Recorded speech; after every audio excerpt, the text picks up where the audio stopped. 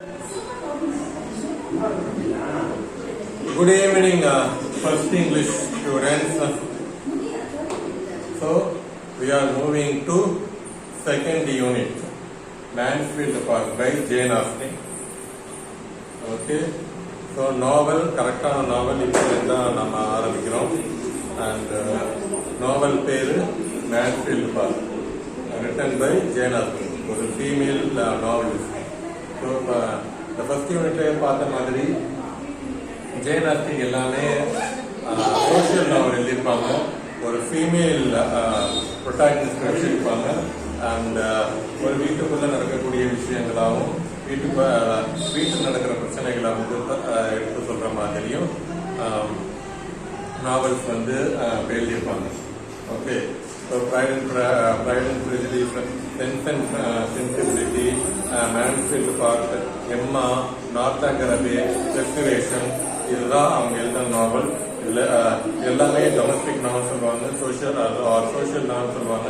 வீட்டுக்குள்ளே நடக்கக்கூடிய சம்பவங்களை வந்து ரொம்ப யதார்த்தமாக இருக்கும். அந்த எல்லா கேரக்டர்ஸும் சொசைட்டியில் இப்படி தான் இருக்கிறாங்க அப்படின்ற மாதிரி ஒரு ஃபீல் தரக்கூடிய ஒரு நாவலாக எங்களுடைய நாவல் வந்து இருக்கும். எங்கள் எழுதின Pride and Prejudice தான் கிரேட்டஸ்ட் நாவல். பட் நம்ம சிலபஸில் வந்து Mansfield Park வந்து ப்ரிஸ்கிரைப் பண்ணியிருக்காங்க. ஸோ இந்த வீடியோவில் ஃபர்ஸ்ட் 3 சாப்டர்ஸ் வந்து பார்க்கலாம். ஃபர்ஸ்ட் ஆஃப் ஆல் கேரக்டர்ஸ் வந்து பார்த்துக்குவோம். And actually remember Edmund and Fanny, இவங்க தான் ஹீரோயின். பட் மற்ற கேரக்டர்ஸ் எல்லாம் சொன்னால் தான் என்ன ஏதுன்னு புரிய வரும். அண்ட் இங்கே ஒரு இன்செஸ்ட் அப்படின்னு சொல்லுவாங்க. இன்செஸ்ட் நம்மளுடைய கல்ச்சர் வந்து அத்தை பொண்ணை வந்து கல்யாணம் பண்ணிக்கலாம் அப்படின்ற மாதிரி அப்படி இருக்கும். ஈவன் நம்மளுடைய கல்ச்சரை வந்து அக்கா பண்ணி கல்யாணம் பண்ணிக்கலாம் அப்படின்லாம் இருக்கும். பட் அவங்க கல்ச்சரை பொறுத்த வரைக்கும் அந்த அத்தை பொண்ணும் சரி, அந்த சித்தவா பொண்ணும் பெரியவா பொண்ணு யாராக இருந்தாலும் சரி, எல்லாருமே கசின் தான் அது. அண்ட் கசின்னா வந்து கசின்னா அவங்கள வந்து கல்யாணம் பண்ணிக்கலாம் அப்படின்ற மாதிரி தான் இருக்கும். ஸோ அதனால இந்த அத்தை பொண்ணு, பெரியப்பா பொண்ணு, சித்தப்பா பொண்ணு, சித்தி பொண்ணு அப்படின்ற அந்த ரிலேஷன்ஷிப் வந்து அண்ணன் தம்பி அப்படின்ற கான்செப்ட்லாம் இந்த கல்ச்சர்ல வராது, இந்த இதுலையும் அப்படி வராது. ஸோ அதனால நம்ம கல்ச்சரை பொறுத்த வரைக்கும் அண்ணன் தங்கச்சி லவ் பண்றாங்க, அண்ணன் தங்கச்சி கல்யாணம் பண்றாங்க அப்படின்ற மாதிரி தான் இருக்கும். பட் அவங்க கல்ச்சரை பொறுத்த வரைக்கும் இதெல்லாம் சகஜம், இதெல்லாம் ஒன்றுமே கிடையாது. பெரியப்பா பையனை லவ் பண்ணி கல்யாணம் பண்ணுறது, சித்தி பொண்ணை லவ் பண்ணி கல்யாணம் பண்ணுறது அவங்க கல்ச்சரை பொறுத்த வரைக்கும் ஒரு சகஜமான விஷயம்தான். இங்கிலீஷ் கல்ச்சரில் இது ஒன்றும் ஒரு விஷயமே கிடையாது. ஓகே, ஸோ அதனால எட்மண்ட் ஃபேனி இப்போ ஹீரோயின் அந்த கிளைமேக்ஸில் அவங்க தான் லவ் பண்ணி கல்யாணம் பண்ண போகிறாங்க. அதை நான் எப்படியே சொல்லிடுறேன். பட் நம்மளை பொறுத்த வரைக்கும் அந்த ரிலேஷன்ஷிப் அண்ணன் தங்கச்சி மாதிரி தான் அப்போ இருக்கும் அது. பட் அவங்க கல்ச்சரில் அது ஒரு விஷயமா எடுத்துக்க மாட்டாங்க. ஓகே, அண்ட் ஆக்சுவலி நம்ம கல்ச்சரில் வந்து அக்கா பொண்ணை கல்யாணம் பண்ணுறது அப்படின்ற விஷயமே அண்ட் நார்த் இந்தியாவும் சரி அல்லது மற்ற கல்ச்சர்லையுமே இந்த அக்கா பொண்ணை போய் கல்யாணம் பண்ணாங்களா, பொண்ணு மாதிரி பார்க்க மாட்டீங்களா அப்படின்ற பெர்ஸ்பெக்டிவ்லாம் இருக்காது. பட் நம்ம கல்ச்சரில் அக்கா பொண்ணை கல்யாணம் பண்ணுறது ரொம்ப ரொம்ப சகஜமான ஒரு விஷயம் தான். அதே மாதிரி தான் இங்கிலீஷ் கண்ட்ரியில் வந்து ரொம்ப ரொம்ப சகஜமான ஒரு விஷயம் பெரியப்பா பையனை கல்யாணம் பண்ணுறது, சித்தி பொண்ணை கல்யாணம் பண்ணுறது. ஓகே, ஸோ அண்ட் இன்னொரு விஷயம் வந்து பார்த்தீங்கன்னா அவங்க கல்ச்சரில் வந்து பால் அப்படின்னு சொல்லுவாங்க. ஆக்சுவலாக ஃபுல் ஃப்ரேஸ் வந்து பார்த்தீங்கன்னா பால் டான்ஸ் அப்படின்னு சொல்கிறது தான் அது. பால் டான்ஸ் அப்படின்னு பார்த்தீங்கன்னா இதுவும் நம்ம கல்ச்சரில் வந்து பெண்கள்லாம் கூடி டான்ஸ் ஆடுவாங்க. ஓகே, ஒரு கல்யாணம் அப்படின்னா பொண்ணு மக்களை வருது அப்படின்னா பாட்டு பாடுவாங்க. அண்ட் அதுதான் ஒரு மேரேஜ் அப்படின்னு வந்துட்டா எல்லாரும் சேர்ந்து அப்படி பாட்டு பாடுவாங்க. அந்த உப்பாரி பாட்டு அப்படின்னு ஒரு சாவு வீடு அப்படின்னா கூட உப்பாரி பாட்டுன்னு இருக்கும். மேரேஜ்னா கூட அதுக்கு ஒரு பாட்டு இருக்கு. அண்ட் குழந்தை பிறந்த தாலாட்டு பாட்டு அப்படி இருக்கு. ஒவ்வொரு சுச்சுவேஷனும் பாட்டு வந்து பாடுவாங்க. டான்ஸ் வந்து அந்த அளவு நம்ம கல்ச்சர்ல ஒன்று இப்போ இதுவாக இல்லாது. பட் அவங்களுடைய கல்ச்சரில் பால் டான்ஸ் அப்படின்னு சொல்லுவாங்க. ஒரு மேரேஜ் ஆகட்டும், எந்த ஒரு ஃபங்க்ஷனாக இருக்கட்டும் பால் டான்ஸ் அப்படின்னு சொல்லுவாங்க. அண்ட் அந்த பால் டான்ஸ் அப்படின்னு பார்த்தீங்கன்னா ஒரு இன்ட்ரெஸ்டிங்கான விஷயம் விட நம்ம கல்ச்சரை பொறுத்த வரைக்கும் செக் ஒரு இதெல்லாம் ஒரு கல்ச்சரா அப்படின்ற மாதிரி ஒரு அறுவருக்கு தகுந்த ஒரு இதுவாக இருக்கும். எப்படி பண்ண தனிச்சு மேரேஜ் சித்தி பொண்ணை வந்து மேரேஜ் பண்றாங்க அப்படின்றது நமக்கு ஒரு அறுவருப்பா இருக்கும். அண்ட் இன்னொரு கான்செப்டும் நமக்கு அறுவருப்பா இருக்கும். ஒரு பார்ட்டி, ஒரு மேரேஜ் பார்ட்டினே வச்சுக்கோம். மேரேஜ்லாம் முடியுது அண்ட் பார்ட்டி நடக்குது அப்படின்னா அண்ட் ஹஸ்பண்ட் அண்ட் ஒய்ஃப் அப்படியே பாடிட்டு இருப்பாங்க. ஐ மீன் ஒரு ஆர்கெஸ்ட்ரா அவங்க வந்து அந்த காலத்து மைக் இருக்காது, இருந்தாலும் மியூசிஷியன்ஸ் வந்து மியூசிக் வாங்கிப்பாங்க. அப்படி இப்போ டான்ஸ் ஆடுவாங்க. டக்குன்னு வேற மியூசிக் வருது அப்படின்னா லெட்ஸே ரெண்டு இப்போ லவர்ஸ் வந்து இப்போ இருக்கிறாங்க, அவங்க வந்து ஆடுறாங்க அண்ட் ஹஸ்பண்ட் ஒய்ஃப் ஆடுறாங்கன்னு வச்சுக்கோ. அண்ட் மியூசிக் மாறுது அப்படின்னா இப்போ இங்கே வந்து வாங்கிட்டு இருக்காங்க, டக்குன்னு அப்படி திரும்புவாங்க. திரும்பி பார்த்தா இன்னொருத்த முன்னாடி இருந்தா அந்த ஆடனை வந்து அப்படி இப்போ கையை பிடிச்சி அப்படியே ஆடுவாங்க. அண்ட் அந்த ஒய்ஃபும் அண்ட் இன்னொருத்தருடைய ஹஸ்பண்ட் அப்படி ஒன்று ஆடுவாங்க. அண்ட் இதுவும் அந்த காலத்துல சகஜமானதுதான். அந்த பால் டான்ஸ் சொல்றது அப்படியே இப்ப பிடிச்சிட்டு அப்படியே இப்ப ஆடுறது, அந்த பால் டான்ஸ் வந்து நிறைய இன்ட்ரெஸ்ட் பண்றதுல நிச்சயமா நீங்க வந்து பார்த்துருப்பீங்க. ஓகே, ஸோ அதான் பால் டான்ஸ். இந்த நாவல்ல ஒரு ஐ மீன் நிறைய சாப்டர்ஸ் எல்லாம் முடிஞ்ச பிறகு மிடில் ஆஃப் த நாவல்ல இது இந்த பால் டான்ஸ் வந்து ஒரு முக்கியமான சீனா இருக்கும் அது. அந்த அதனால அது இப்பயும் சொல்லிக்கிறாங்க. Okay, second. ஸோ இதுதான் அந்த நாவலோட பேக்ரவுண்ட். ஆக்சுவலி மேன்ஃபீல்டு பார்க்கணும் ஒரு இடம், ஒரு எஸ்டேட் அப்படின்னு வச்சுக்கோ. அந்த எஸ்டேட்ல ஒரு பெரிய மாளிகை மாதிரி, ஒரு பங்களா மாதிரி ஒரு வீடு வந்து அப்படி இருக்குது. அண்ட் முக்கால் சம்பவம் வந்து இந்த மேன்ஃபீல்டு பார்க்கல நடக்குது. அதனால தான் அந்த டைட்டில் வந்து வச்சிருக்காங்க. அந்த மேன்ஃபீல்டு பார்க் யாருன்னு பார்த்தீங்கன்னா சார் தாமஸ் பெர்ட்ராம், அவருடைய தான் இந்த மேன்ஃபீல்டு பார்க். ஓகே, சரி. ஓகே, இப்போ ஃபர்ஸ்ட் ஆஃப் ஆல் கேரக்டர்ஸ் வந்து சொல்றேன். What family. Okay, what family அவங்க அப்பா அம்மா யாரு அப்படின்னா வார்டு இருக்காரு. அந்த அவருடைய ஒய்ஃப், அவங்களுக்கு 3 daughters இருக்காங்க. மொத்தம் 3 daughters இருக்காங்க. ஸோ ஃபர்ஸ்ட் டாட்டர் தான் மிஸ் வார்டு, செகண்ட் டாட்டர் பேர் வந்து Maria ward and third daughter பேர் வந்து Francis ward. Okay, and actually one second,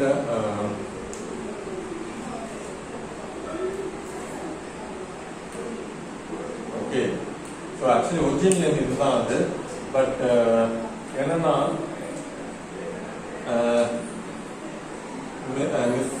ward வந்து மிஸ்டர் நோரிஸ் அப்படின்றவர் வந்து கல்யாணம் பண்ணிப்பார். ஓகே, இவர் வந்து கிளர்ச்சிமேன். ஓகே, ஃபர்ஸ்ட் டாக்டர் ஃபர்ஸ்ட் பொண்ணு மிஸ்டர் நாரிஸ் அப்படின்ற ஒரு கிளர்ச்சி மேனை வந்து கல்யாணம் பண்ணிக்குவாங்க. ஓகே, அண்ட் ஸோ அதனால அந்த பேர் வந்து மிஸ்ஸஸ் நாரிஸ் அப்படின்னு ஆகுது. ஓகேவா? ஸோ அவங்க பேர் வந்து மிஸ்ஸஸ் நாரிஸ் தான் அந்த நாவல் ஃபுல்லா இருக்கும். ஸோ அதனால அந்த கேரக்டர் பேர் மிஸ்ஸஸ் நாரிஸ்.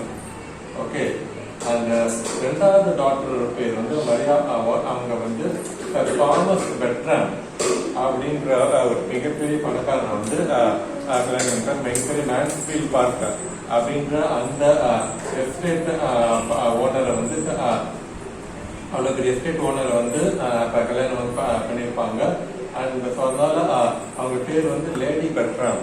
ஸோ இதுக்கப்புறம் லேடி பெர்ட்ராம் அப்படின்னா மரியா வார்டு தான் அது. அண்ட் ஹஸ்பண்டை மேரேஜ் பண்ணிக்கலாம், அந்த பேர் வந்து அப்போ வந்துருச்சு. ஓகே, அண்ட் அதுக்கப்புறம் பிரான்சிஸ் வார்டு அப்படின்ற இருக்காங்க. அவங்க வந்து மிஸ்டர் பிரைஸ் அப்படின்ற கல்யாணம் பண்ணிப்பாங்க. ஓகே, ஸோ ஆக்சுவலி இங்க வந்து ஒரு கிளர்ச்சி மேனை வந்து கல்யாணம் பண்ணியிருப்பாங்க. அந்த கிளர்ச்சி மேன் இவரும் ஏழை தான். And Mrs Francis Ward Mr Price அப்படின்றவர் வந்து கல்யாணம் பண்ணியிருப்பாங்க. இவரும் ஏழை தான். பட் மரியா வார்டு தான் தாமஸ் பெர்ட்ராம் மிகப்பெரிய கோடீஸ்வரன் வந்து கல்யாணம் பண்ணியிருப்பாங்க. ஓகேங்களா? ஸோ இப்போ மிஸ்டர் நாரிஸ்க்கும் மிஸ்ஸஸ் நாரிஸ்க்கும் குழந்தைங்க கிடையாது. ஓகே, 2 குழந்தையும் பிறக்கவே இல்லை. அண்ட் லேடி பெர்ட்ராம் அண்ட் தாமஸ் பெர்ட்ராமுக்கு 4 குழந்தைங்க இருக்காங்க. ஓகே, 4 குழந்தைங்களும் முக்கியமான கேரக்டர்ஸ் இந்த நாவல்ல. ஸோ 4 கேரக்டர் நோட் பண்ணிக்கோங்க. ஸோ ஃபர்ஸ்ட் குழந்தை பேரு ஆண் குழந்தை டாம், செகண்ட் குழந்தை பேரு எட்மண்ட், அவன் தான் நம்ம நாவலுடைய ஹீரோ. அண்ட் அடுத்தது 3வது குழந்தை பெண் குழந்தை மரியா, அண்ட் 4வதா இன்னொரு பெண் குழந்தை ஜூலியா. ஓகே, ஸோ 4 குழந்தைங்க வந்துட்டு இருக்கிறாங்க. அண்ட் இவங்க மிஸ்டர் பிரைஸுக்கும் மிஸ்ஸஸ் பிரைஸுக்கும் 9 குழந்தை பிறகுது. ஓகே, அந்த 9 குழந்தையில ஃபர்ஸ்ட் குழந்தை பேர் தான் ஃபேனி, பெண் குழந்தை அதான் ஃபேனி. ஸோ இவங்க தான் மெயின் ப்ரொட்டாகனிஸ்ட். ஹீரோ கேரக்டரோட ஹீரோயின் கேரக்டர் தான் அதிக இம்பார்ட்டன்ஸ். ஸோ எல்லாமே அவங்க இந்த கேரக்டருடைய பெர்ஸ்பெக்டிவ்ல தான் இருக்கும். அண்ட் அடுத்ததான் 2வது குழந்தை பேரு ஆண் குழந்தை வில்லியம். வில்லியம் கேரக்டர் ரொம்ப மைனர் கேரக்டர் தான். பட் இந்த 4 கேரக்டருமே இம்பார்ட்டன்ட் கேரக்டர். ஃபேனி கேரக்டர் ஒரு இம்பார்ட்டன்ட் கேரக்டர். அதுக்கு இன்னும் நிறைய இம்பார்ட்டன்ட் கேரக்டர்லாம் இருக்கு. ஆனால் ஃபர்ஸ்ட் 3 சாப்டர்ஸ்ல வராது. ஓகேங்களா? ஸோ மறுபடியும் கன்ஃபியூஸ் ஆகாம சொல்றேன். இந்த நாவல் மேன்ஃபீல்டு பார்க்கருடைய ஹீரோ பேர் வந்து எட்மண்ட் அண்ட் ஹீரோயின் பேர் வந்து ஃபேனி. அண்ட் ஹீரோ எட்மண்டோடைய அம்மா பேர் லேடி பெட்ராம் அண்ட் அப்பா பேரு தாமஸ் பெட்ராம். அண்ட் லேடி பெட்ராமுடைய தங்கச்சி வந்து Mrs Price and Mrs Price and Mrs பிரைஸோடைய ஃபர்ஸ்ட் பொண்ணு தான் ஃபேனி. ஸோ நம்ம கல்ச்சரை பொறுத்த வரைக்கும் இங்க 2 பேரும் அண்ணன் தங்கச்சின்ற மாதிரி தான் ரிலேஷன்ஷிப் வருது. பட் அவங்க கல்ச்சரை பார்த்தீங்கன்னா அவங்க வந்து மேரேஜ் வந்து பண்ணிக்கலாம். ஸோ இவங்க 2 பேரும் தான் லவ்வர்ஸ் வந்து கடைசியாக இவங்க 2 பேரும் தான் கல்யாணம் நடக்க போகுது. ஓகே, அண்ட் மற்ற important characters Tom, Maria and Julia. And Mrs Norris ஒரு செல்ஃபிஷ், ஓகே, வில்லனஸ், வில்லி அப்படின்னு சொல்ல முடியாது. கிட்டத்தட்ட நம்ம லாங்குவேஜை பொறுத்த வரைக்கும் வில்லி அப்படின்னு சொல்லலாம். பட் வில்லனஸ்க்கான ஃபியூச்சர் வந்து அதிகம். லிட்ரேச்சர் பொறுத்த வரைக்கும் ஒரு வில்லன் அப்படின்னு சொன்னா ஒரு பவர்ஃபுல்லான ஹீரோ இருப்பான். அந்த ஹீரோவுக்கு ஒரு ஹீரோயிசம் வந்து இருக்கும். அண்ட் அந்த ஹீரோவுக்கு ஈக்குவலான ஒரு கன்னிங், கொடூரமான குணம் கொண்டவனாதான் இந்த வில்லன் வந்து இருப்பான். பட் இதை வந்து கரெக்டா ஹீரோயின் அப்படின்னு சொல்ல முடியாது. அதனால மிஸ்ஸஸ் நாரிஸ் வந்து வில்லி அப்படின்னு போட முடியாது. We can simply call Mrs Norris is selfish அப்படின்னு நீங்க வந்து எக்ஸாம்பிள் வந்து பேர் வில்லன் டஸ்ன்னு சொல்லக்கூடாது. ஈவன் எட்மண்ட் இஸ் ஹீரோன்னு சொல்லக்கூடாது. ஃபேனி இஸ் ஹீரோயின் அப்படின்னு சொல்லக்கூடாது. Pheni is the lead protagonist அப்படின்னு தான் சொல்லணும். அந்த ஹர் லவர் இஸ் எட்மண்ட் அப்படின்னு தான் எழுதணும். இப்போ ஹீரோ ஹீரோயினும் எழுதக்கூடாது. இங்க வந்து வில்லி அப்படின்னும் அப்படின்னு தான் எழுதக்கூடாது. ஸோ ப்ரொட்டாகனிஸ்ட் லவர் எட்மண்ட் அப்படின்னு தான் எழுதணும். ஓகே, ஸோ ஆக்சுவலி இந்த இன்ட்ரோடக்ஷன் தான் சாப்டர் 1 இருக்கும். ஓகே, ஸோ யாரா இருந்த ஒரு ஃபேமிலி, ஸோ உங்களுடைய பேக்ரவுண்ட் என்ன, எங்களுடைய பேக்ரவுண்ட் என்ன, எங்களுடைய பேக்ரவுண்ட் என்ன அப்படின்ற அந்த டீட்டெயிலிங் தான் இந்த ஃபர்ஸ்ட் சாப்டரா இருக்கும். ஸோ இப்போ செகண்ட் சாப்டர் வந்து எப்படி ஆரம்பிக்குது அப்படின்னா, ஸோ செகண்ட் சாப்டர் என்னன்னா ஆக்சுவலி 2 பேரும் ஏழைங்க தான். அண்ட் இவங்களுக்கு வந்து குழந்தைங்க இல்லை. ஓகே, ஸோ அது ஒரு ஃபேக்டரா இருக்கு. ஒரு கிளர்ச்சி மேன் இங்க மிஸ்டர் நாரிஸ் வந்து எங்க கிளர்ச்சியா இருக்காருன்னா மேன்ஃபீல்டு பார்க்ல அது ஒரு பெரிய எஸ்டேட், அதுல ஒரு சர்ச் இருக்கு. அந்த சர்ச்சில் இவர் வந்து மிஸ்டர் நாரிஸ் வந்து கிளர்ச்சி. ஓகே, ஸோ கிட்டத்தட்ட தாமஸ் பெட்ராமுக்கு கீழே இருக்கக்கூடிய ஒரு கிளர்ச்சி மேன் அப்படின்ற மாதிரி தான் நாம புரிஞ்சுக்கணும்.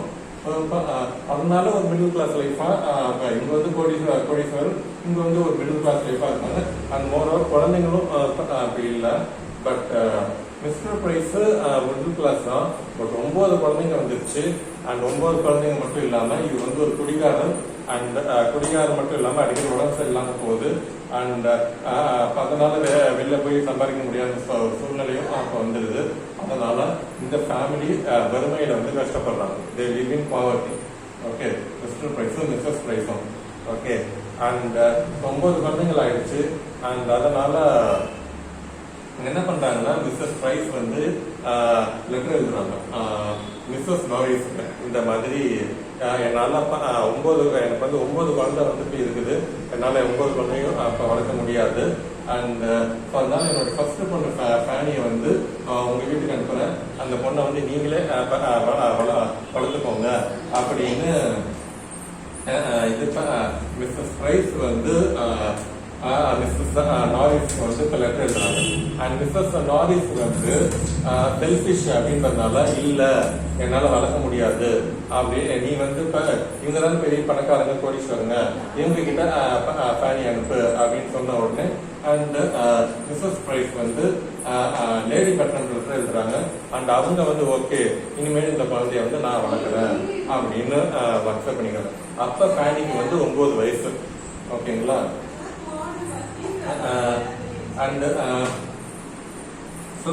தனியா அப்படியே ஒரு காட்டுல வந்து அனுப்புறாங்க பயந்துகிட்டே அப்படியே இது தாமஸ் பெட்ரம் வீட்டுக்கு, அதான் மேன்ஃபீல்ட் பார்த்து தனியா செகண்ட் சாப்டர்ல தான் அப்படியே வராங்க. ரொம்ப ஷையா இருக்காங்க, ஒரு கலகான பொண்ணு அது. அண்ட் லேடி பெட்ரம் இந்த 4 பெரிய இன்ட்ரடியூஸ் பண்றாங்க. அப்ப வந்து பாத்தீங்கன்னா டாமுக்கு வந்து 15 வயசு, எட்மண்டுக்கு வந்து 14 வயசு, அண்ட் மரியாக்கு 12, ஜூலியாவுக்கு 9. ஓகே, ஸோ ஃபேனிக்கும் 9 வயசு இருக்கிறது. அண்ட் ஸோ என்னன்னா ஃபேனி வீட்டுக்கு வந்த உடனே எட்மண்டுக்கு தான் ஃபேனியை வந்து கொச்சு போகுது. அண்ட் எட்மண்ட் தான் ஃபேனியோட விளையாடுறான். இந்த 3 பேரும் ஃபேனியோட விளையாடுறதுல ஃபேனியை வந்து அவாய்ட் பண்ணிட்டே இருக்காங்க. அண்ட் அதனாலேயே ஃபேனிக்கு ரொம்ப வருத்தமா இருக்கு. அண்ட் முதல் வருத்தம் வந்து என்னன்னா ஹோம் சிக் தான் அது. ஓகே, ஐயோ அப்பா அம்மா விட்டுட்டு இங்க வந்து இருக்கேனே அப்படின்னு ரொம்ப ஃபீல் பண்றாங்க. அண்ட் அப்பெல்லாம் எட்மண்ட் தான் சமாதானம் கொடுத்துறான். அண்ட் விளையாடும் போது கூட அந்த ஃபேனியை வந்து விட்டுடுறாங்க. அண்ட் பட் அப்பெல்லாம் எட்மண்ட் தான் ஃபேனியோட விளையாண்டு ஃபேனிக்கு ஃபேனியை வந்து ரொம்ப சந்தோஷப்படுத்தலாம். ஓகே, ஸோ அப்பையிலேருந்து எட்மண்டுக்கும் ஃபேனுக்கும் ஒரு அண்டர்ஸ்டாண்டிங் வந்து இப்போ இருக்குது. ஓகேங்களா? ஸோ இப்போ இதோட சாப்டர் 2 வந்து முடியுது. அண்ட் சாப்டர் 3 வந்து எப்படி ஆரம்பிக்கிறதுனா எல்லாருக்கும் ஒரு 18-20 வயசு ஆயிடுது. அண்ட் டாம் எல்லாருக்கும் ஒரு 5 வருஷம் ஆயிடுது. அண்ட் ஃபேனிக்கு 15-16 வயசு ஒரு யங் கேர்லா ஆயிடுறாங்க. அண்ட் எல்லாருமே யங் கேர்ள் ஆயிடுறாங்க. அண்ட் அப்ப இப்ப எங்கல்ஸ் ஆயிடுறாங்க. டாம் வந்து ஒரு ஸ்பென்த்ரிஃப்ட். ஓகே, டாம் வந்து ஒரு ஸ்பென்த்ரிஃப்ட்னா அதிக செலவாளி, ஊதாரி, பொறுப்பில்லாத பையனா டாம் வந்து இருக்கான். பட் எட்மண்ட் வந்து ஸ்டூடியஸ், நல்லா படிக்கிறவங்க, அந்த ஃபுல்லா படிச்சு ரொம்ப பொறுப்பான பையனா எட்மண்ட் வந்து அப்படி இருக்கான். பட் டாம் வந்து ஸ்பென்த்ரிஃப்டா அப்படி இருக்கான், கொஞ்சம் கூட பொறுப்பே இல்லாம. அண்ட் ஃப்ரெண்ட்ஸுங்களோட ஊர் சுத்துற ஒரு பொறுப்பே இல்லாத பையனா இருக்கான். அண்ட் என்னன்னா அவன் வந்து அப்பாக்கு எல்லாம் நிறைய கடன் வாங்கி ஊதாடி செலவு பண்ணிடுறான். அண்ட் அதிகமா செலவு பண்ணிடுறான். அண்ட் இந்த நேரத்துல மிஸ்டர் நாரிஸ் வந்து இறந்து போயிடுறாரு. ஓகே, மிஸ்டர் நாரிஸ் வந்து இறந்து போயிடுறாரு. அண்ட் இவங்க இருக்கிற வீடு, ஆக்சுவலி இங்க இருக்கிற வீடு வந்து தாமஸ் பெட்ரமோட தான். இந்த டாம் வந்து என்ன பண்ணிருப்பான்னா அந்த வீட்டை அதிகமா கடன் வாங்கியிருப்பான். அண்ட் கடன் வாங்கி ஊதாத்தனமா செலவு பண்ணதுனால யாருக்கிட்ட கடன் வாங்கியிருப்பான்னா doctor Grant. Okay, doctor Grant கிட்ட அதிகமா கடன் வாங்கி ஊதாத்தனமா செலவு பண்ணியிருப்பான். அண்ட் ஸோ என்னன்னா நான் கொடுத்த கடனை வந்து திரும்ப வாங்கிக்கணும் அப்படின்றதுனால தாமஸ் கிட்ட கேட்கும்போது அந்த இவனால தான் இது பண்றான். அண்ட் நான் வந்து உங்க பையனுக்கு அதிகமா கடன் கொடுத்துருக்கேன். அண்ட் அதனால மிஸ்டர் நாரிஸ் இருக்கிற வீட்டை வந்து நான் எடுத்துக்கிறேன். அவங்க இறந்த பிறகு, நாரிஸ் இறந்த பிறகு ஓகே அவங்க இருக்கிற வீட்டை நான் வந்து எடுத்துக்கிறேன். அண்ட் என்னோட சொந்தக்காரங்க, என்னோட பசங்க எல்லாம் அந்த வீட்டில் வந்து இருக்கட்டும். அந்த வீடும் மேன்ஃபீல்ட் பார்க் அப்படின்ற அந்த மிகப்பெரிய எஸ்டேட்ல தான் இருக்குது. ஓகே, ஸோ இப்போ என்னன்னா டாக்டர் கிராண்ட் வந்து இங்க இருக்கிற கிட்ட வந்து ஆக்குபை பண்ணிட்டாரு. அண்ட் அதனால மிஸ்டர் நாரிஸ் வந்து இவங்களுடைய பங்களாலேயே தாமஸ் பெட்ரம் பங்களாலேயே இருக்கிறாங்க. ஓகேங்களா? அந்த அப்பையும் உன் ஹஸ்பண்டும் வந்து பேசுறாங்க, உனக்கும் குழந்தை இல்லை. அண்ட் அதனால நீ வந்து ஃபேனி வந்து கற்றுக்கிட்டு அந்த ஒரு மதர் அண்ட் டாட்டரா வாழுங்களா அப்படின்னு கேட்கும்போது அதெல்லாம் முடியாது, நான் இந்த வீட்டில் தான் இருப்பேன், மேன்ஃபீல்ட் பார்க்க தான் இருப்பேன் அப்படின்னு லேடி பேட்டன் கிட்ட சொல்லுவாங்க. சரி ஓகே இங்கே இருந்து இருந்துக்கல அப்படின்னு சொல்லிடுவாங்க. ஓகே. அண்ட் தாமஸ் பெட்ரான் பயங்கரமா டாம் மேல பயங்கரமா கோவம் வந்துருது. ஸோ பொறுப்பே இல்லாம இந்த மாதிரி கண்டபடி ஊர் சுற்றி கடன் வாங்கி அந்த சொத்தை வந்து அப்படியே ஒரு வீட்டை வந்து டாக்டர் கிராண்டுக்கு வந்து கொடுத்து வச்சுட்டேன். நீ இங்கேயே உன்னோட பேட் ஃப்ரெண்ட்ஸ் ஈவல் ஃப்ரெண்ட்ஸ் பொறுப்புலாம் பசங்க நோட்டி சுத்திட்டு இருந்தா என் சொத்தை வந்து அழிச்சிடுவேன், நான் வந்து வெஸ்ட் இண்டீஸ் போறேன், நீயும் கட்டாயம் வா அப்படின்னு சொல்லிட்டு தாமஸ் பெட்ரானும் டாமும் வெஸ்ட் இண்டீஸ் வந்து போய் அங்க நிறைய எஸ்டேட்லாம் இருக்கு, அங்க வந்து நிறைய பிசினஸ்லாம் பண்றாங்க. ஓகே. ஸோ என்னன்னா சாப்டர் 3 எப்படி முடியுதுன்னா தாமஸ் பெட்ரானும் டாமும் வெஸ்ட் இண்டீஸ் போயிடுறாங்க. அண்ட் இப்போ மேன்ஃபீல்டு பார்க்கல Edmund, Maria, Julia, Fanny, Mrs Norris, Lady Bertram இவங்கெல்லாம் அந்த மேன்ஃபீல்டு பார்க் பங்களாவில் வந்து இருக்கிறாங்க. ஓகே. இதோட சாப்டர் 3 வந்து முடியுது. Okay, 1 second. Okay. So that's it. அந்த வீடியோ இதோட முடிச்சுக்கலாம். ஸோ 3 சாப்டர்ஸ் வந்து இப்போ முடிச்சாச்சு. 65 சாப்டர்ஸ் இருக்கு. பட் ஒன்றும் ப்ராப்ளம் இல்லை, கொஞ்சம் டீல் பண்ணலாம். 3 சாப்டர்ஸ் முடிஞ்சிச்சு. ரிவைஸ் வந்து பண்ணிடுறேன். ஃபர்ஸ்ட் சாப்டர் கேரக்டரோட இன்ட்ரோடக்ஷன் தான் அது. அண்ட் ஸோ ஃபேனி தான் லீட் ப்ரொட்டாகனிஸ்ட், அவங்க தான் ஹீரோயின். அண்ட் இப்போ ஹீரோ தான் ஹஸ்பண்ட். அண்ட் ஃபேனியோடைய அம்மா Mr Price and Mr Price இவங்க ரொம்ப ஒரு ஏழ்மையான குடும்பம். செஞ்சவங்க இவங்களுக்கு 9 குழந்தைங்க. அந்த அப்பாவுக்கும் அடிக்கடி உடம்பு சரியில்லாம போகுது. அந்த அதனால ரொம்ப கஷ்டத்தில் இருக்கக்கூடிய ஃபேமிலி. பட் மிஸ்டர் பிரைஸுடைய அக்கா வந்து லேடி பெட்ரான், அந்த ஹஸ்பண்ட் பேர் வந்து தாமஸ் பெட்ரான். இது வந்து மிகப்பெரிய கோடீஸ்வர், பெரிய எஸ்டேட்டு அண்ட் எல்லா செல்வாக்கு இருக்கக்கூடிய ஒரு மிகப்பெரிய பாடு தான் தாமஸ் பெட்ரான். அண்ட் இவங்களுக்கு 4 குழந்தைங்க, Tom, Edmund, Maria and Julia 4 குழந்தைங்க. அண்ட் இவங்க 2 பேருக்கும் ஃபர்ஸ்ட் அக்காவா தான். அண்ட் மிஸ்ஸஸ் நாரிஸ் வந்து போயிருக்காங்க. இவங்களுக்கு வந்து குழந்தையே இல்லை. இவங்க மிடில் கிளாஸ் ஃபேமிலி. இப்போ திடீர்னு அப்படியே இறந்துடுறாரு. அதனால மிஸ்ஸஸ் நாரிஸ் இங்கே வந்துடுவாங்க. அண்ட் ஸோ இதில் வந்து இம்பார்ட்டன்ட் இன்சிடென்ட் வந்து என்ன அப்படின்னா தாமஸ் பெட்ரானும் டாமும் வெஸ்ட் இண்டீஸ் வந்து போறாங்க. ஏன் அப்படின்னா டாம் வந்து நிறைய உதாரணமா பணத்தை வந்து செலவு பண்ணிட்டதுனால அவனுக்கு வந்து பொறுப்பு வரணும் அப்படின்னு சொல்லிட்டு ஏற்கனவே நான் வந்து வெஸ்ட் இண்டீஸ் போய் பிசினஸ் வந்து பெருசாகணும்னு பார்க்குறேன், நீ என் கூட வந்து ஹெல்ப் பண்ண அப்படின்னு சொல்லி டாம் வந்து வெஸ்ட் இண்டீஸ்க்கு வச்சுட்டு போயிடுறாரு.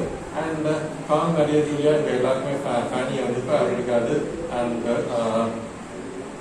எங்களால் வளர்க்க முடியல அப்படின்னு பண்ணாலே 9-10 வயசா இருக்கும்போது மேன்ஃபீல்ட் பார்க் வந்து அனுப்பிடுவாங்க. அப்பெல்லாம் எட்மண்ட் தான் ஃபேனியோட ரொம்ப க்ளோஸா பழகி ஜாலியாக விளையாடுறாங்க. அப்பயும் 2 பேருக்கும் ஒரு அண்டர்ஸ்டாண்டிங் வந்து இருக்கு. இதுல வந்து வில்லனஸ் ஒரு கெட்டவங்க, ஒரு செல்ஃபிஷான இருக்கிறவங்க தான் மிஸ்ஸஸ் நாரிஸ். மற்றவங்க எல்லாருமே நல்ல கேரக்டர்ஸ் தான் அது.